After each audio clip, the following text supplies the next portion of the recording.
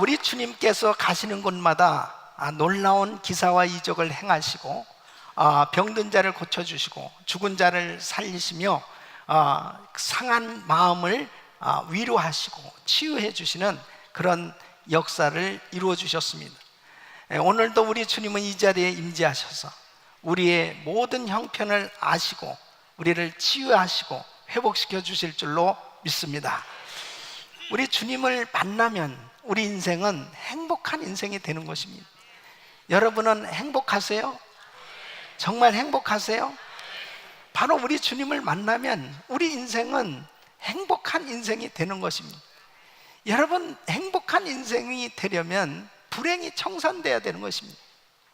불행이 청산될 수 있는 길은 바로 우리 주님께서 임재하셔서 우리 주님께서 역사해 주셔야만 우리 삶의 불행이 다 청산되는 줄로 믿습니다. 그래서 우리 주님께서 은혜를 베풀어 주실 때 우리 인생은 불행이 행복으로, 불행이 축복으로 바뀌어지고 하나님께 영광 돌리는 그런 복된 삶이 되는 줄로 믿습니다.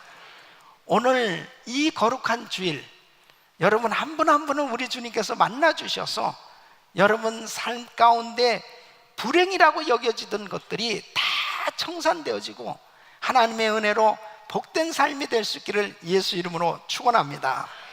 오늘 이 본문 말씀은 명절에 예수님께서 예루살렘을 방문하십니다. 예루살렘 양문 곁에 베데스라고 하는 곳에 우리 주님께서 가셨는데 그곳에선 많은 병자들이 모여 있었습니다. 그 병자들이 모인 것은 그 베데스다 연못에 가끔 천사가 오면은 물이 움직이는데 그곳에 제일 먼저 들어가는 사람이 고쳐진다는 소문이 났단 말이에요. 그래서 각색 병자들이 그곳에 다 모여 있는 것입니다. 그곳에 우리 주님께서 가셔서 38년 된 병자를 만나 주신 것입니다. 여러분, 38년 동안 병을 앓고 지낸 사람은 어떻겠습니까? 어떤 면에서 보면은 이제는 포기하고 살 수밖에 없는 그런 절망 가운데 있었을 것입니다. 그런데 뜻하지 않게 우리 주님께서 이 병자를 만나 주신 것입니다. 여러분, 우리 인생이 정말 자기 힘으로는 도무지 해결할 수 없는 그런 안타까운 문제들을 가지고 있을 때 정말 그 문제를 누가 해결해 줄 수 있겠습니까? 해결할 길이 없다고 생각할 때 그 사람은 나는 정말 불행해, 나는 정말 행복한 인생이 될 수 없다고 자포자기할 때 바로 이 38년 된 병자도 그런 상황 가운데 있었을 것입니다. 그런데 우리 주님께서 내가 낫고자 하느냐 물어보시면서 이 병자에게 어마어마한 말씀을 하시는 거예요. 자리를 들고 걸어가라. 주님의 말씀이 떨어졌을 때 놀라운 역사가 일어난 것입니다. 자기도 모르는 사이에 힘이 생겨진 거죠. 치유의 역사가 일어나서 자리를 들고 걸어가게 된 줄로 믿습니다. 주님께서 만나주시면, 만져주시면 불행이 행복으로 바뀌어지는 이런 놀라운 역사가 일어나게 되는 줄로 믿습니다. 저는 오늘 이 본문 말씀을 통해서 우리의 삶의 삶 가운데 불행이 도대체 뭔가, 이 불행이 청산되어지고 정말 행복한 인생이 돼야 될 텐데 우리 주님은 우리가 행복한 인생으로 살아가기를 원하시는데 어떻게 해야 정말 이 불행이 청산되고 행복한 그런 삶이 될 수 있을까? 이 건강한 이 삶이 되어서 하나님 앞에 영광 돌리는 그런 복된 삶이 될 수 있는 길은 없는가? 도대체 사람들은 행복을 추구하고 살고 있는데 이 불행이 무엇인가 하는 것을 살펴보고 오늘 이 말씀 가운데 정말 여러분 모두가 다 이 불행이 청산되어지는 이런 은혜가 있기를 예수 이름으로 축원합니다. 오늘 정말 중요한 말씀이에요. 매주일 중요한 말씀인데 진짜 중요한 말씀이에요 오늘. 네. 저는 목회하면서 정말 우리 성도들이 행복한 신앙생활하기를 원하거든요. 여러분의 인생이 정말 행복해지기를 원하거든요. 근데 우리 주님께서 우리에게 더한 마음을 가지고 계신 거예요.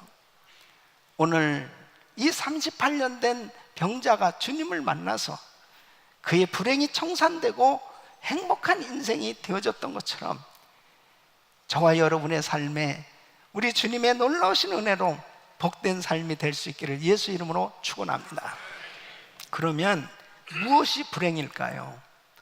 이 38년 된 병자가 물론 병이 38년 동안 정말 중한 병을 앓고 있는 것, 그것은 참 불행이지요. 그러나 그거보다 더한 불행이 뭐라는 걸 알아야 그 불행의 문제가 해결될 수 있는 겁니다. 자기가 불행한지도 모르는 것이 불행이죠. 그러니까 그 불행이 무엇일까요?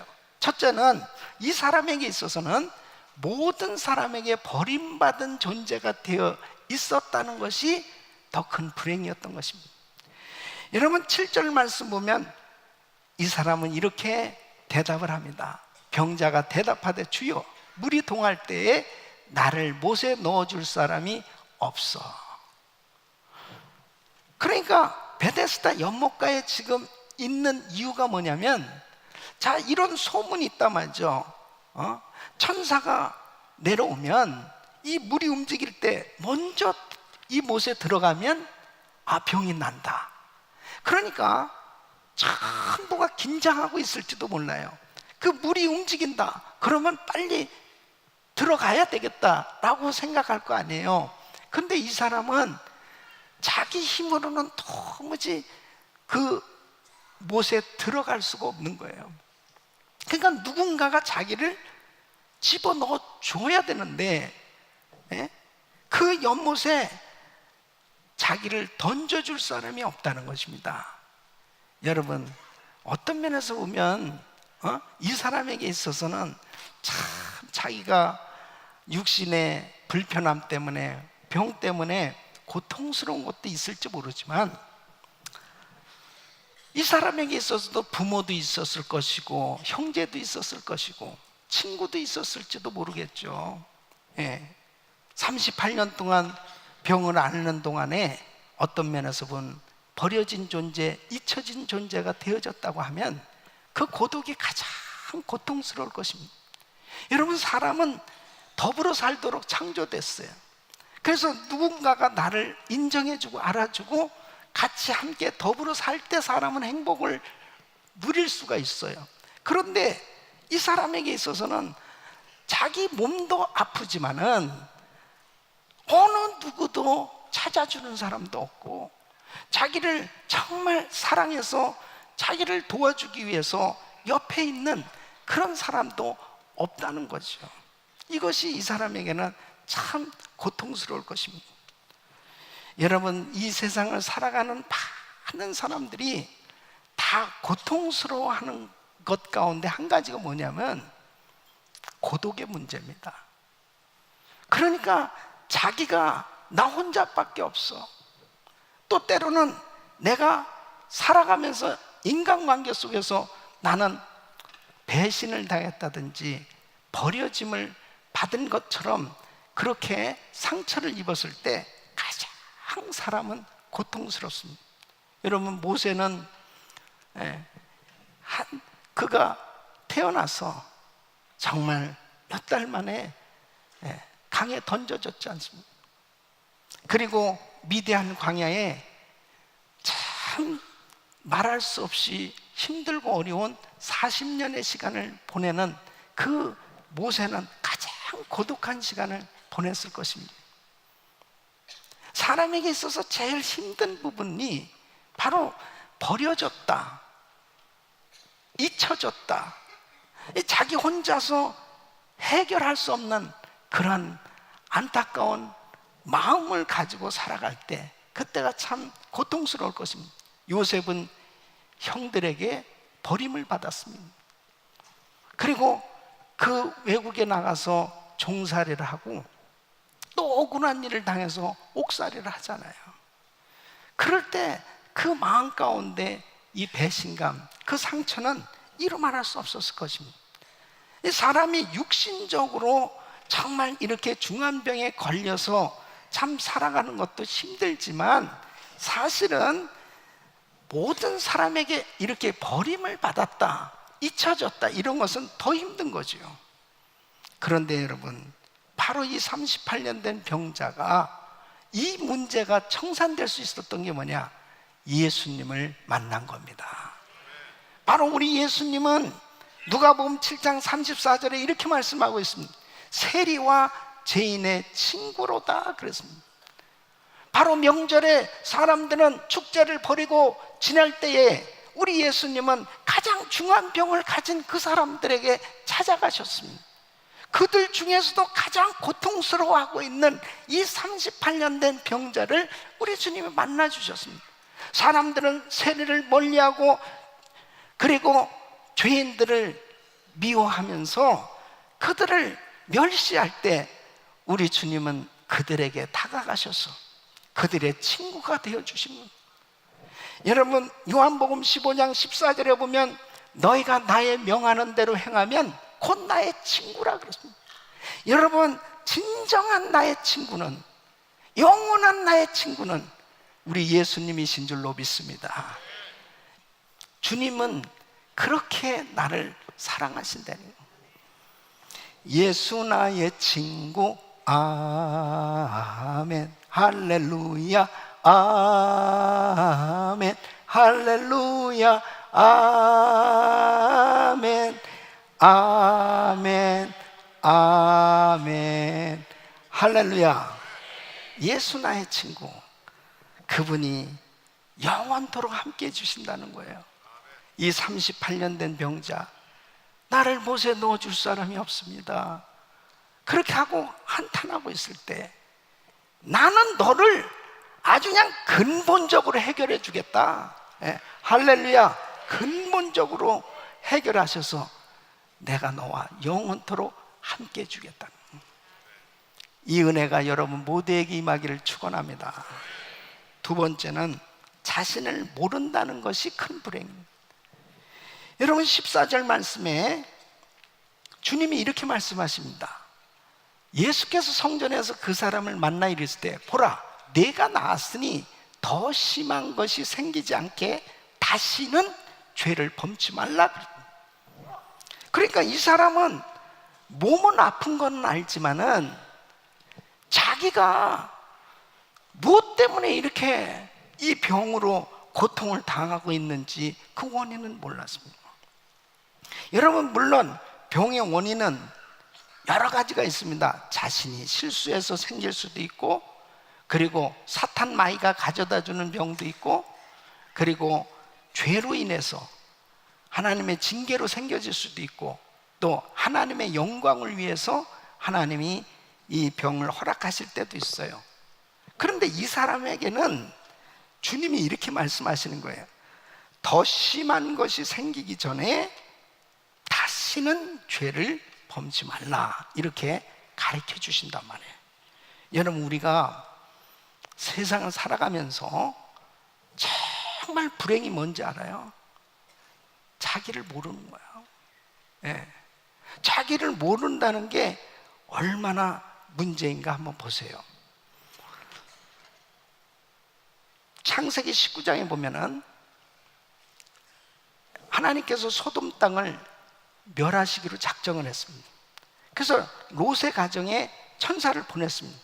그래서 그 롯의 가족들을 다 모았습니다. 그리고 14절에 보면 이렇게 말씀합니다. 롯이 나가서 그 딸들과 정혼한 사회들에게 고하여 이르되 여호와께서 이 성을 멸하실 터이니 너희는 일어나 이곳을 떠나라 하되 그 사위들이 농담으로 여겼다는 거예요. 여러분, 이게 말귀를 못 알아듣는 것입니다. 이럴 수밖에 없는 이유가 뭐냐면 자기를 몰라요. 자기가 지금 뭘 잘못하고 있는지조차도 몰라요. 자기가 지금 그렇게 살아가고 있는 것이 잘못된 것조차도 모르니까 바르게 지금 이야기를 해주고 지금 문제가 해결될 수 있는 결정적인 이 이야기를 듣는데도 불구하고 농담으로 여겼다고 그랬습니다. 그러니까 유황불로 같이 함께 망하는 거죠. 그 원인이 뭔가, 정말 자기가 누구인지를 바로 안다는 것이 얼마나 중요한 것입니까? 여러분, 자기를 모르면 참 교만합니다. 그냥 막 사는 거예요. 라오디게아 교회 교인들 보세요. 나는 부자라 부유하여 부족함이 없다 그랬습니다. 예? 자기를 모르는 겁니다. 자기의 신앙의 현주소는 주님이 이렇게 가르쳐 줍니다. 야, 너 실상은 벌거벗었어. 너 실상은 가난해. 너는 눈 멀었어. 그러면서 주님께서 분명하게 자신의 지금 신앙을 바로 알려주시잖아요. 깜짝 놀랐을 것입니다. 아니, 우리는 부족함이 없는데요, 우리는 다 이 정도면 됐는데요. 자기를 모르면요 망하는 겁니다. 이 사람에게 있어서 지금 몸에 병이 있는 게 문제가 아니에요.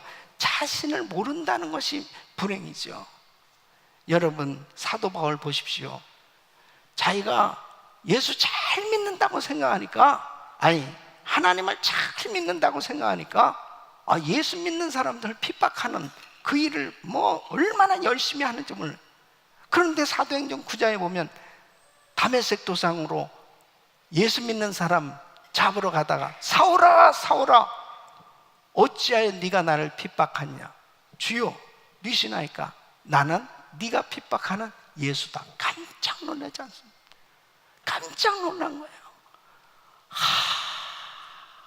내가 죄인이구나.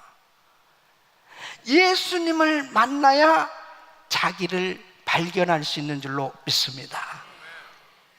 자신을 모른다는 이 불행이 청산되어질 수 있는 길은 예수님밖에 없어요. 예수님 만나야 자기를 알 수 있다니까. 예수님을 만나기 전에는 몰라요.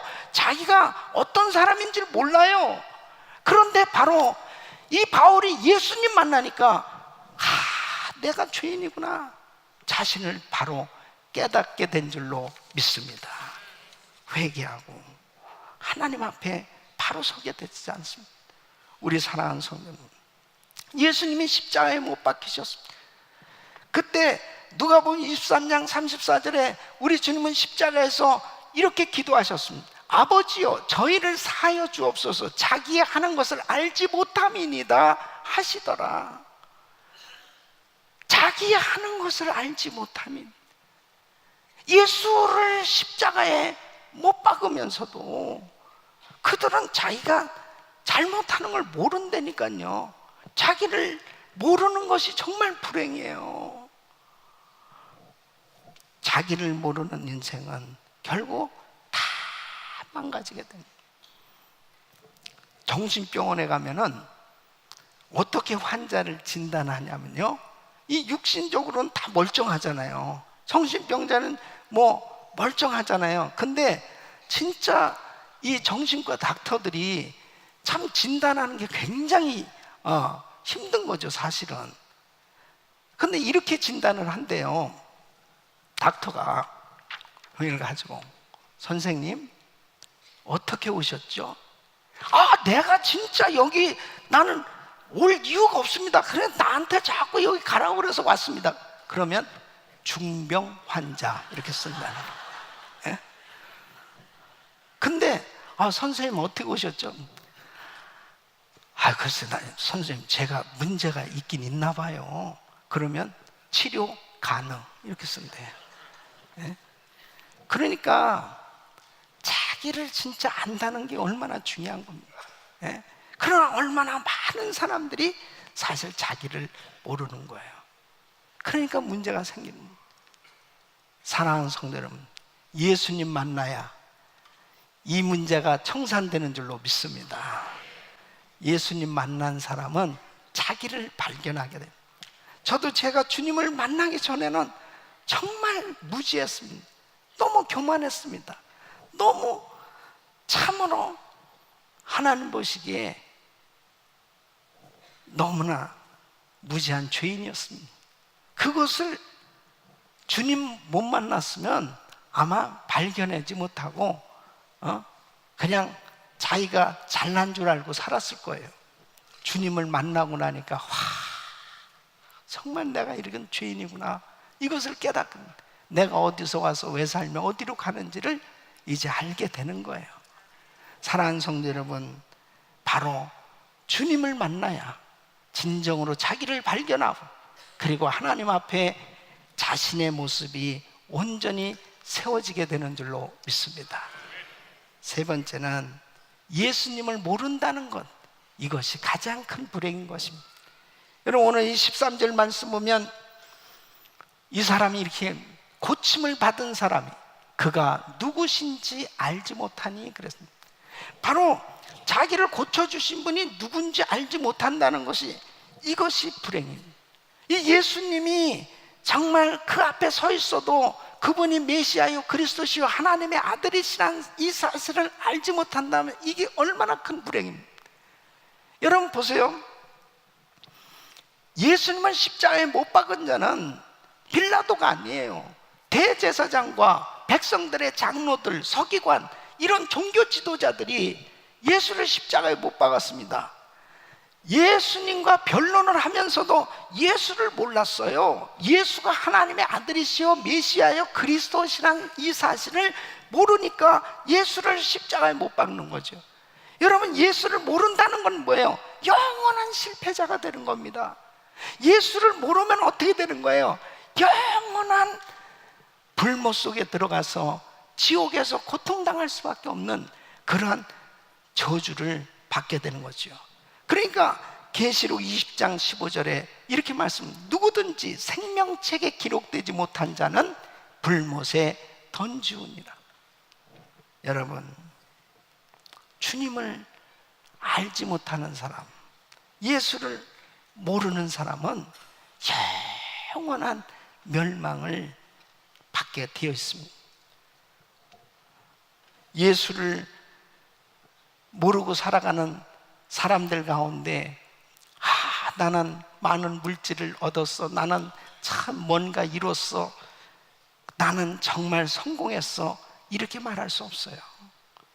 예수를 모른다는 것이 정말 가장 큰 불행입니다. 왜 그래요? 영원한 멸망이기 때문에 그렇습니다. 가이사랴 빌립보 지역에 갔을 때 제자들에게 이렇게 물어봅니다. 사람들이 나를 누구라 그러냐? 그러니까 선지자 중에 하나라고, 에레미야라고 합디다, 엘리야라고 합디다. 그럼 너희는 나를 누구라 하니? 베드로가 주는 그리스도시요 살아계신 하나님의 아들이시니다, 이렇게 고백할. 바위나 시므나 네가 복이 있다. 이를 알게 하는 건 혈육이 아니에요. 하늘에 계신 내 아버지시라.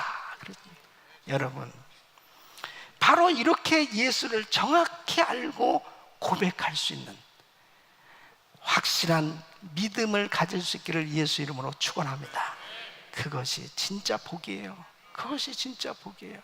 바로 예수님을 확실히 알고, 복음을 확실히 깨닫고, 그 예수님을 확실히 믿고 성령으로 거듭나서 하나님의 자녀로 신앙생활을 하게 될 때, 그때 영적으로 열려지게 되는 것입니다. 그러니까 예수 믿고 성령으로 거듭나서 구원받은 하나님의 백성은 죽는 그 순간에 영원한 천국에 들어가는 것입니다.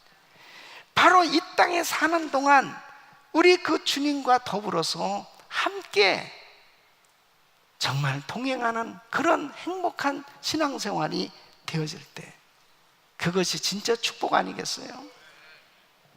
저는 제가 전도사 때 우리 LA 교구를 담당했습니다. LA 한인타운에 있는 어느 가정을 신방을 했는데 부부가 자꾸 싸우는 거예요. 예, 사니 못 사니 뭐 계속 싸워. 그래서 계속 권면을 하고, 그리고 하여튼